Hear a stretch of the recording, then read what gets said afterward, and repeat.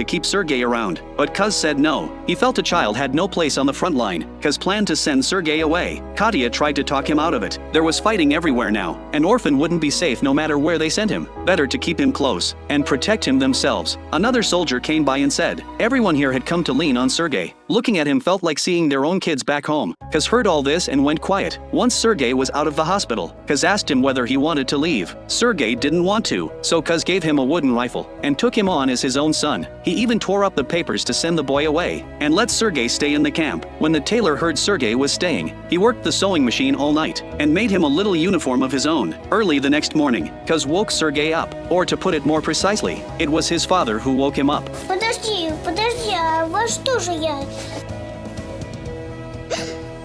Sergei was thrilled. This was a uniform that belonged to him. He had become a little soldier, but to make the cut he still had to pass a test. He had to get dressed before a match burned out. Sergei had never been trained, and somehow he actually pulled it off. He just wasted a lot of matches doing it. Once he got his strength back, Sergei's playful side came right back out. He would run all over the woods, but the next time an air raid hit, he froze in place too scared to move, and huddled in the trench afraid to lift his head. But after living through it himself, he grew up fast. Sergei watched the wounded men groaning in pain, and slowly came to understand how cruel war was. So he started helping out in the ward, doing whatever little things he could, like giving the wounded men water. He couldn't read much, but he still read letters to the soldiers who had gone blind, and he would sing for everyone too. Фотографии в газете нечетко изображены.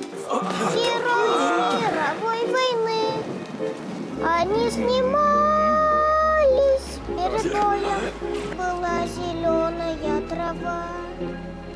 After this battle was over, Sergei and Kuz came to a stretch of ruins. A broken sewing machine lay on the ground. It had belonged to the tailor. Sergei never got the chance to thank him, so he did what he'd seen his father do. He slowly took off his hat and saluted the tailor in thanks. To be more like a real soldier, Sergei would shave his face the way his father did, and when he finished he'd play it up, sticking on a scrap of paper like a wound. Then he'd go and give himself a job. He went to find the commander. Норовец командира полка.